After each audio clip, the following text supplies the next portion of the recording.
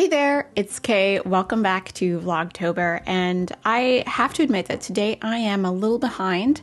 I haven't filmed, usually I film one day in advance for Vlogtober, but today I have not done that. So I figured I would film a video that I have been asked to film, but I've been hesitant to do it because I don't think that my processes are perfect, but I think that they are pretty effective, and I've been using this process lately to actually use as a content creator, and I figured if it might help like one person, that's worth filming a video for. So since I need to take an admin day, I need to deal with this Notion template anyway. I might as well show it to you, not all of it, but I will show it to you.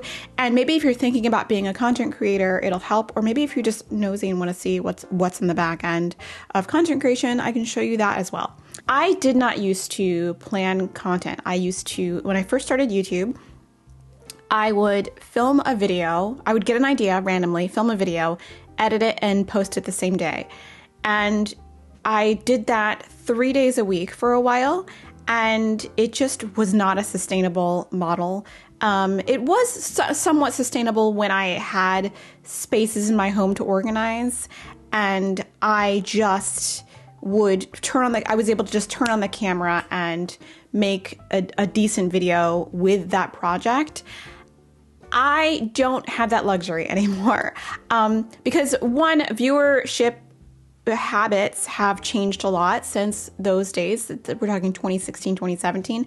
And two, I don't have that many spaces in my home to organize anymore. So I don't have the luxury of being able to like open a messy closet and being like, well, this is going to make a great video, because it might not. So I find that going into my YouTube backend, and I'm talking about the Organized Soprano, and for a little bit, I'm talking about KDZ as well. I need to see what videos viewers are engaging with at any current day. Sometimes they're old videos. Sometimes they're like videos that have like a really long evergreen life cycle. And sometimes they're newer videos. The ones that I'm finding have the best traction these days are more commentary videos and or tips. And I find that those are a little easier to film, but they're a lot more difficult to script. And scripting videos is something I've done over the past few months, actually. And I found that it works well because I'm not particularly articulate if I just sit down with like bullet points. So I'm going to show you my Notion template that I use to plan my content. If you're looking to be a content creator, I feel like this is the best way to do. Planning is, what is it, 3 Ps, 4 Ps? Proper preparation prevents poor performance. That's 5 Ps. So I find that this is very true for myself as well. I am no longer a fly by the seat of my pants creator. I find that it's a risky move, and I haven't grown as fast as some other creators on the platform. Some of the other channels that my audience watches, they have like 10 times or 5 times the number of viewership that I have, and I have to like just stay okay with that. But for Christmas, I am planning to do Vlogmas again, but in a very different way than I've done it before. I think I've talked about this on this channel before. Everything is going to be pre-filmed, so I had to pre-plan everything, and I still think I am short a couple of slots. So I really have to buckle down today and make sure that my plan is complete, and I think that I can get it done today, but let's take a look at the Notion template. I'll stop talking and show you the Notion template. So this is my video planning and scripting template for all of my YouTube channels, but mainly the main YouTube channel, which is the Organized Soprano. So I'm gonna open one here for you to look at in case you want to use this for yourself. I don't have this available to download, but maybe I should make that available in case you want to have it. But it's easy to make. You just need to make a table. So I haven't filled this one in completely. Actually, let me go and open one that I've filled out pretty completely. That way it'll be, it'll be a little easier to understand what I mean here. So here's a spoiler alert. One of the videos I have planned for Vlogmas is, and this is not the title of the video, it's just prepping for holiday entertaining, entry organizing cocktails, mocktails, and charcuterie boards, party favors. It's just an idea that I had for Vlogmas. And underneath it, I have a category called tags. Tags are not as useful on YouTube anymore, but tags do still have a place. They mainly serve as a way for YouTube to be able to make fewer spelling mistakes when it makes a closed captions for your videos. Like if you're talking about a character named Buppy and you're talking about Buppy a lot of the time, YouTube may think you're saying puppy and put a P in your closed captions. And if you put Buppy in your tags, it may figure out that you're actually talking about a character named Buppy. So depending on how much information you give it, tags can be useful. I find that they're not useful for search anymore. I don't know. Anyway, I have a blank space for the basic idea of the video. You can put as many words or few words as you want in there. It's just for me to keep tabs on what I had in mind. The brand tag is for if that is part of a brand deal video. I have aspirations for doing a number of sponsorships in December. I have not done the whole holiday Q4 reaching out yet. I'm going to do it for the first time. Actually, as a content creator, if I'm being really real with you, I don't usually reach out to brands. They usually reach out to me as far as brand deals are concerned. And this year, I'm going to try to do something a little differently. I do have a press kit, like a media kit that I have created, and I will send that upon brands reaching out to me. But I'm going to try and be more proactive as being the instigator for brand deals this coming Q4. And my goal, I've already written down a number of brands that I'd like to reach out to. It's just, I don't feel comfortable promoting brands or products that I've never used before. So I have a number of brands that I actually love, really believe in, and love their products. And I would love to work with them. So I have plans to reach out to them. The list is going to be pretty private, but just know that. And I think that that's a good place to be as a content creator. We'll see what happens. If anything happens, that's great. If nothing happens, that's still fine. Then I have the channel listed. Of course, that's the Organized Soprano. And then I have a video type. If it's like part of a series, if it's part of Vlogmas, if it's if it's just like an organizing with me video, if it's a cleaning motivation video, I want to categorize the video. Film date. I have an intended day to film and an intended day to publish. As you can see, date is September 4th. And the notes, I don't know why I have that blank there, but notes could be something important. Inspo and aesthetics. If I feel like there are similar videos on YouTube that have been successful, I will take images from either the thumbnail or video stills in that video that I found appealing and ask myself why those videos are successful. SEO tags, something I don't always fill out. Again, SEO works well in the description, not so much in the tags portion of the YouTube video anymore as far as 2023 is concerned. If it's part of a series, what series is it part of? In this case, this is part of Vlogmas. And I wrote down sponsored, do I have a sponsorship already in place for this video? And right now it says no. I think that I have a category called, I can change this to, the property can be yes if I have a brand deal, or no if I don't have a brand deal, or aspirational if I think that the video would be a good fit for a brand deal and what brand would it fit. I don't go in and I'm like, I would like this video to be sponsored by, Surfshark or whatever, but it's like my pantry video. I don't do that. I try to do a natural integration. And so something like this would maybe be a good fit for either for a food subscription video, something like that. So I try to have that in mind before I actually script the video.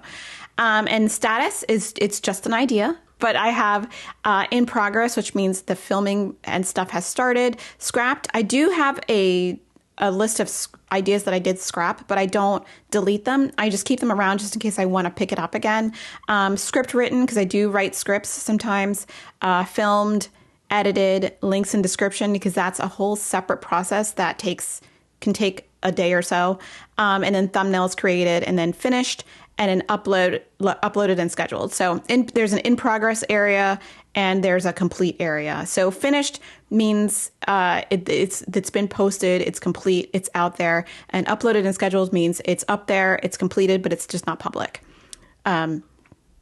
And then supplies needed, if I need any supplies, if I need to buy anything, if I need to like purchase an extra microphone or whatever, I put that there. Performance, if video performs badly or it performs really well, I will note it in this little category. Some videos flop and some videos do really well unexpectedly. And so the performance report, I will say whether it was 1 out of 10. There's a whole ranking system in YouTube, and sometimes this is like the most damaging, mentally damaging statistic, but it does exist. YouTube will rank your video that you publish out of the last 10 that you published, and the best ranking is 1 out of 10, and the worst ranking is 10 out of 10. So whenever you see like 9 out of 10, 10 out of 10, you're like, oh, it breaks your heart. But when you see 1 out of 10, that's great. So I either publish it perform well, I'll put the ranking of the 2 out of 10, 1 out of 10. 1 or 2 out of 10 is really the best performance. 10 out of 10 is the most depressing performance, and you just kind of reflect about what happened. Ready to film is if like scripts are written, stuff is prepared, yes, ready to film. And I like to have this category because if I'm sort of lost in my process, if I have lots of videos in the hopper, I want to know what one I can film that day. I will separate out the yeses and the nos. I don't always put nos in here. Like this one is like, I'm not ready to film, so I'll put no. And then script status. If I need to write a script, I will put where it's at in the process. And basically this is outlined. I haven't really done anything super detailed in here yet. I don't feel good about starting to film if this is not very detailed. That is pretty much how I plan content. Let's actually fill out some of these. Let's film date. Film date can be probably, I'll say November 20th, I think is a good day to film. So I kind of keep tabs on this spreadsheet very carefully.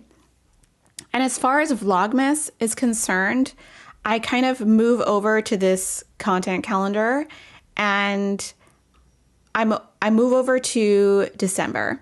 So December, I'm planning very carefully. I don't think that I'm going to do all 31 days of December for Vlogmas. I do think that's a little bit too much to ask, but I can do 25 days. So I think that I've filled in every single day. It looks like I do have 2 pieces of content on one day, which is questionable. I think I planned if I didn't do mess medicine. I have alternate sort of pieces of content, but I did fill in all of these dates here until Christmas.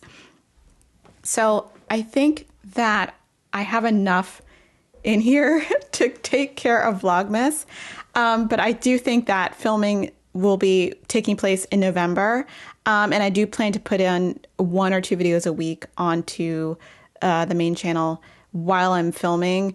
And that way I'll be prepared for when I get to December. I don't know if that is interesting because a lot of people have been asking how I've been using Notion, and that is one way that I have been using Notion a lot. I do have like a main page, which is called My Life OS, and it's got all the things that I need to be reminded of doing. I don't always complete these lists, as you can see. I mean, to film this week, like I have at least 4 videos here, and I don't know if I'm going to be able to get to these. I probably can, but I really don't know if I'm going to be able to get to these. And then I have the ongoing task list. I'm going to delete this one because I've changed my mind on it. But the rest of these things I definitely can do. And this is another list for my singing accountability group. And here I just have a video of Pomodoro stuff that I can turn on while I'm working on my spreadsheets. So that way I don't sit here for, you know, an hour and just zone out. I only work for like 25 minutes and then I get up and I do something. I like make a cup of coffee or something. But today is definitely an admin day for me. And if you're quite curious, there is a lot of time that I spend in the back end of a YouTube studio. That is where all of your analytics and information about your YouTube channel is hiding. And you can take away a lot of information from the performance of videos. I vacillate between really caring about this and just kind of going with the flow. You can't really obsess over it. It will drive you absolutely bananas. But I can definitely see that the best performing content on my channel at this point is this how to declutter video. This has been shared so many times outside of YouTube. I'm not really sure what happened with that, but I think that in order to be successful again, I should make a similar kind of content again. This also is a rather old video. This is from last year.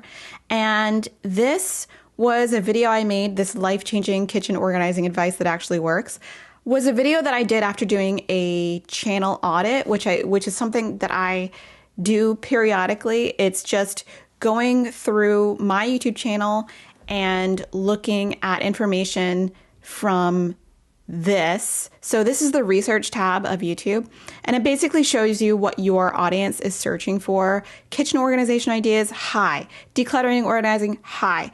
Decluttering, high. Closet organization, really high. All these things are things that my audience is searching for. And another really good thing to look at is what my audience is doing. They're watching The Minimal Mom, Clutterbug, A to Zen Life, Dana White, But First Coffee. She's got 1 million subscribers now. Wow. And then I also can look at videos my audience is watching. And it's the most fascinating information here. So I think I'm due for one of these channel audits. I don't do them very much. I do them like maybe once or twice a year. But I think I am due for one. Oh, look, there's Cass. This time thing is sort of important, but not really. It doesn't really matter when you post. But a really important thing to look at is videos growing your audience. Again, we have the how to declutter video, really growing my audience, organizing trends I've changed my mind about. And then the videos that are doing not so great for growing my audience. And it looks like right now that it's just a lot of them. It's not doing that great. So it really does influence which content I make more of and which content I make less of. I've moved all of the vlogging content over to this channel because it does not perform well over on the Organized Soprano, unfortunately. But moving it is actually something that I have been really thinking about for a long time. And I'm happy that I did that. I like didn't, you know, not a lot of people care about me, but they care about the content. So those of y'all who care about me, you're over on this channel. And those of y'all who care about the organizing are mainly just over there. And that's fine. I realize there's some kind of things that you need to be realistic about and accept that they are the way that they are. Looking at these numbers is always very humbling, but I mean, you have to look at them every once in a while. You know, you just gotta. So that is a little behind the scenes. I don't know if this video is entertaining or not. I can look at the copyright tag just for fun.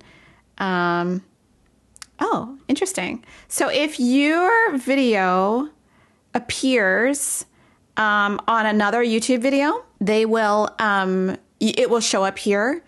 And it looks like Heavyweight Scrub Gloves, which I actually did a partnership with in 2021, has used my video as part of their YouTube channel, and that's fine. That was part of my agreement with them. So it's not like they stole my video. It's just part of the whole thing, but I didn't know that they posted this. This is like, I haven't looked at this tab in a while. But if your video has been like stolen by another YouTuber or whatever, or used part of your video, it will let you know here, and you can do whatever you want to do. If I'm like mad about it, I can ask for it to be removed or whatever, but I'm totally fine with this. Oh, and don't be afraid to comment like on a really old video. I will absolutely see it because comments appear in chronological order. So whatever the newest comment on the entire channel is, I will see it because this is a really old video, but this is a new comment from 8 hours ago. So I definitely will see it. I look at these not as often as I used to because I find that looking at the comments too much is detrimental to my mental health. So I look at it once a week-ish, and then I don't look at it again for another week. I just kind of leave it. And I look at the comments after I post, and then I just kind of leave it. I find that that's the best for my mental health. The vlog channel, I look at comments a little more often because that audience is there to kind of hang out with me, and they're usually quite kind. But here I see a lot of people who just are passing through, so they may write something that's like not my favorite. So I subject myself kind of to once a week with that. And let's see if anything's held for review. Sometimes YouTube holds comments for review that are not like mean or whatever. So I'm going to go in and approve these comments. Sometimes it will keep them here for about 2 months, and then it just deletes them. Okay, all of them are gone now. Yay! So if your comment gets eaten by YouTube, it is not like you didn't do anything wrong. It just gets eaten up by an algorithm or whatever. Looks like it was mentioned. Oh, I didn't even see this. So if your channel gets mentioned, it's here. You can get like tagged, just like on Twitter, on YouTube. I kind of love that.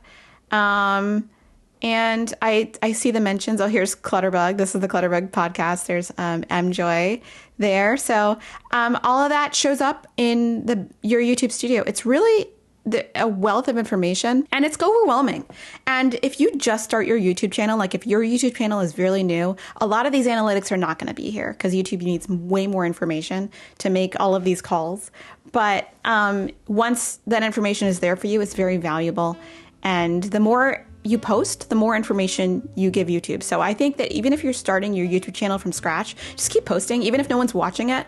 And when you start a YouTube channel, like I started this YouTube channel, this Kay Patterson channel from scratch, I did have a lot of viewers come from Organized Soprano. So it's sort of as a cheat code. But this channel is kind of a baby channel, and I don't have a lot of information about viewing habits here. So I'm just going to keep posting, see what happens. So I'm going to take a few hours, do some admin work, probably in the living room with the fireplace on because it is very gloomy outside and cold today. And I will see you in the next vlog. So I hope that was interesting. I don't know if it is. Let me know.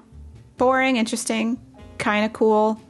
I don't know. Let me know. Anyway, thanks for watching. And Pear Mug is out. It's got pumpkin spice coffee in it. It's very good. I will see you next time. All right. Bye.